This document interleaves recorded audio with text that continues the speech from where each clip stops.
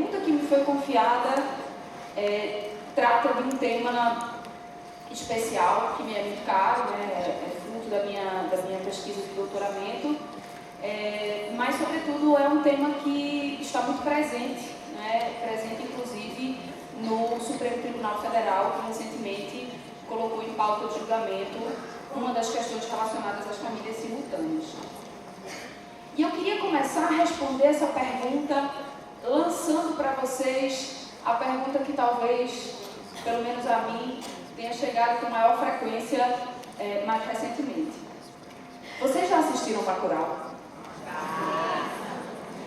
Eu pergunto, primeiro para me apresentar, né? Eu venho do Nordeste, eu venho de Pernambuco, a terra de Bacurau, onde Bacurau foi pensado, digamos assim. E ele, para mim, é um filme que está muito relacionado com o BDFAN, porque Bacurau é quase que uma célula, né? É um espaço que, pelo menos, acho que muitos de nós talvez gostaríamos de estar. Ele é um filme que tem, para quem não assistiu, tem um pouquinho de spoiler, mas eu não vou contar o final, não. É um filme que tem como protagonista uma pequena cidade interior. Essa cidade sai do mapa, por força da tecnologia, para dar lugar a um game norte-americano, e esses americanos eles vão a Bacurau para matar as pessoas por diversão. Um deles, inclusive, chega a mencionar que está ali, graças a Deus, para poder colocar para fora a raiva que ele teve quando se divorciou. Então, apesar de ser um espaço em que haverá uma aparente violência muito grande, né? Quando a gente olha por outras lentes, a gente enxerga que Bacurau é um lugar extremamente democrático, onde a coletividade, não obstante as suas individualidades, se coloca de forma muito unida. Em Bacurau, as grandes lideranças são professores, pessoas de todas as cores e gêneros. A cidade é protegida principalmente por duas grandes figuras fortes. Uma transexual, que vive numa família simultânea com 2 homens, que é responsável por passar todas as informações para a cidade, então ela é a barreira de entrada, né, a grande barreira de entrada da cidade. E uma travesti, que é convocada para proteger a cidade quando é necessário pegar armas. E ela, usando a força da roupa do cangaço, se veste de mulher para ir à luta. As armas de Bacurau estão guardadas no museu. Não há polícia. Esse museu e a escola são os locais onde as pessoas se protegem. São as 2 fortalezas dessa terra, o museu e a escola. A igreja de Bacurau virou um depósito. Ela nunca foi fechada, mas a fé das pessoas ela é exercitada de forma autônoma, porque Bacurau é laica. As relações sexuais em Bacurau não são tabu. As mulheres que representam a forte liderança na comunidade são lésbicas. Bacurau só tem um forte e incômodo momento de silêncio. Quando o prefeito da cidade resolve punir a comunidade, ele leva consigo Sandra, uma prostituta. Ninguém reage. A prostituição, e eu estou aqui fazendo essa alusão, já que o tema do congresso é vulnerabilidades, ela já foi fortemente linkada às relações concubinárias.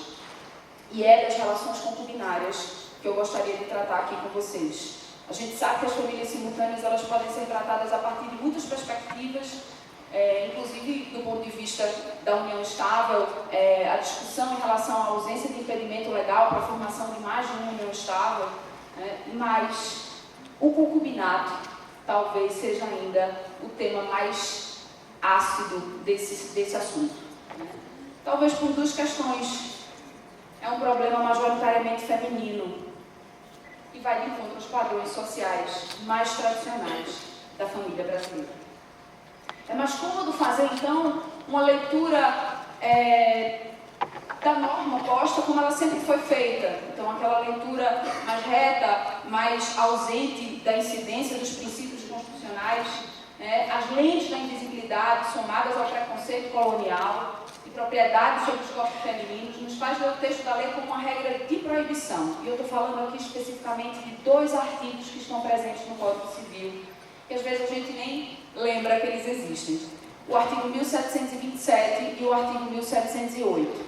Para mim, são realmente os artigos mais fortes que tratam do concubinato.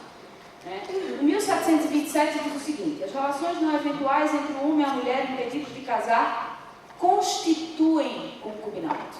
E o 1708, com o casamento, a união estável, o concubinato do credor, cessa o dever de prestar alimentos. Essas duas leituras, elas precisam ser feitas como se o artigo 1727, elas tendem, a ser feitas como se o 1727 representasse uma proibição às relações concubinárias. Então, como se o concubinato ele estivesse ali para se diferenciar da união estável, mas ele fosse proibido, ele simplesmente não existisse no direito. E o 1708, ele trata do concubinato, a tendência é a gente pensar que ele trata do concubinato como uma forma de punição ao credor que recebe alimentos, que passa a viver numa relação concubinária. Mas a gente precisa fazer uma interpretação desses artigos enxergando dois pontos muito importantes. O primeiro é que o Código Civil, quando conceitua o concubinato e o coloca dentro do livro das famílias, no capítulo destinado às uniões estáveis, que é o modelo familiar mais democrático das famílias brasileiras, ele legitima o concubinato. Quando o artigo 1708 coloca o concubinato ao lado da união estável e ao lado do casamento, ele atribui ao concubinato obrigação, dever, responsabilidade de alimentar.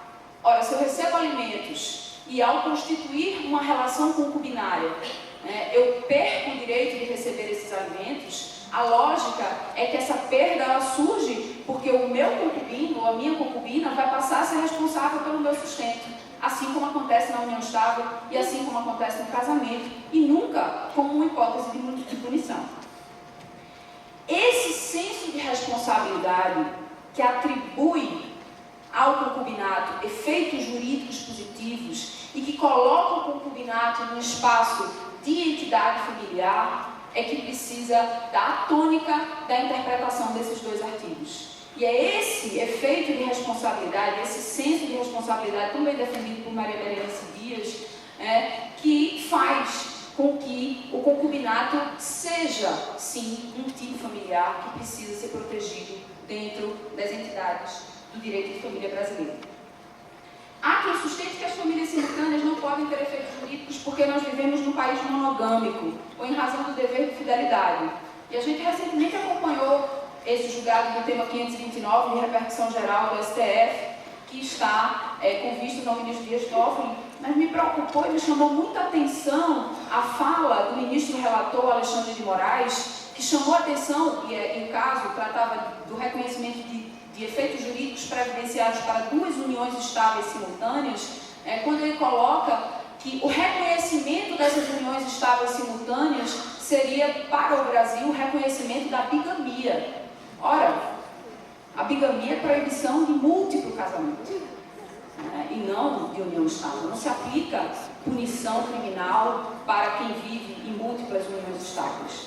Mais do que isso, me preocupa que o STF esteja também pensando em catalogar as uniões simultâneas ou as relações concubinárias em relações de boa-fé ou de má-fé. E eu não estou aqui dizendo isso para dizer ou para defender que a gente não possa tratar ou não possa discutir esse assunto, mas eu fico imaginando o que é má-fé numa relação familiar. Eu fico imaginando como a gente vai aferir essa má-fé, sobretudo quando o STF fala em concubinato de longa duração no tema 526, que também deverá ser enfrentado na matéria de repercussão geral. O que é má-fé?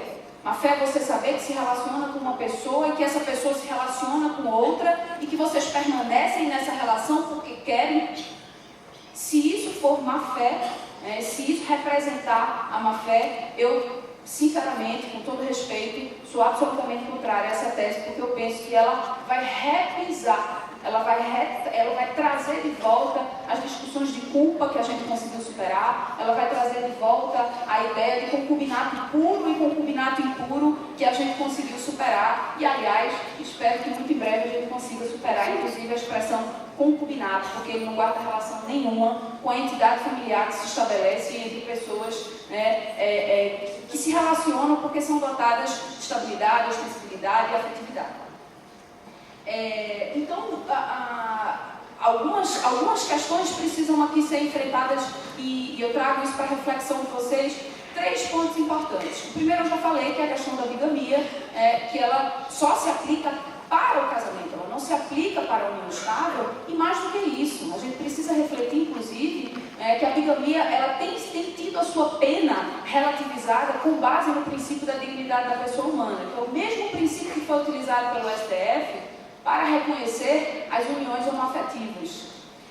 Na mesma linha e na linha da questão da fidelidade, a gente tem a descriminalização do adultério, que em 2005 foi descriminalizado por se considerar que não havia ali algo que devesse ser mantido como tipificado, como hipótese de crime. E uma outra questão é a superação das designações preconceituosas na hipótese de filiação. Esse foi um grande avanço no direito familiar.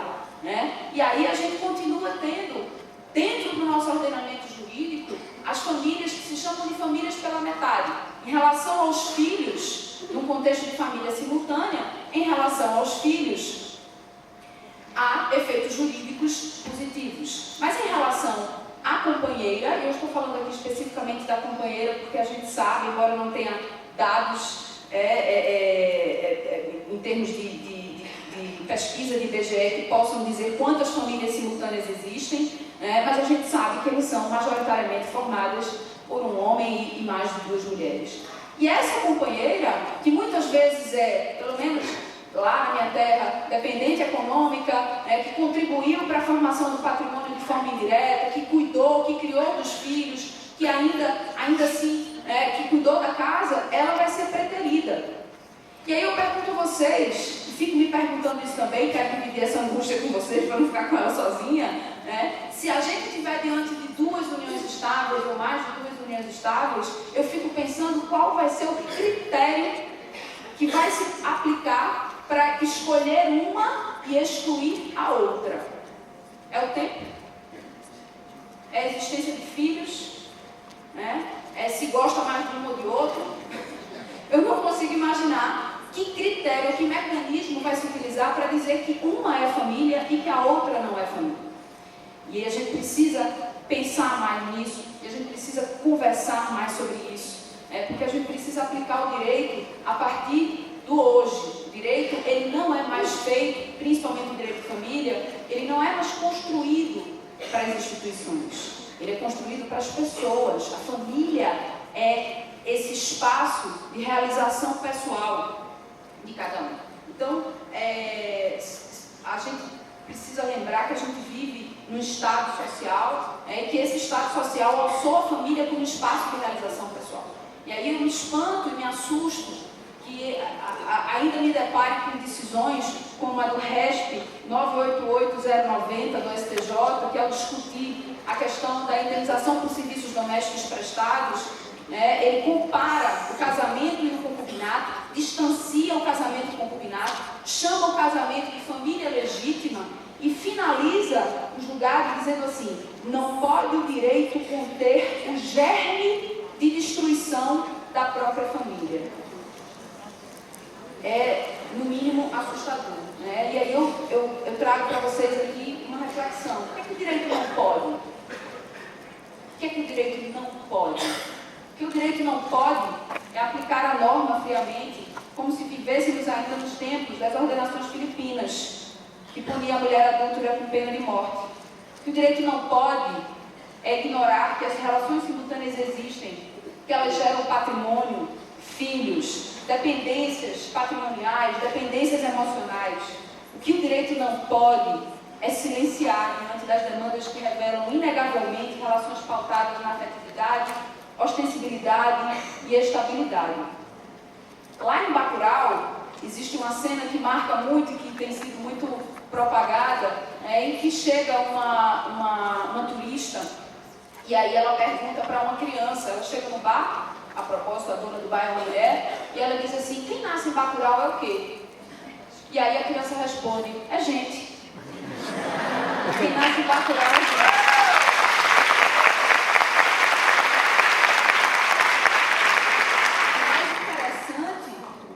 É que ela não se vê como parte da brasilidade. Ela não se vê como gente, como agentes de Bacurau. E uma coisa que eu queria deixar de reflexão para vocês é de onde nós viemos, todos nós que estamos aqui de todos os lugares do Brasil.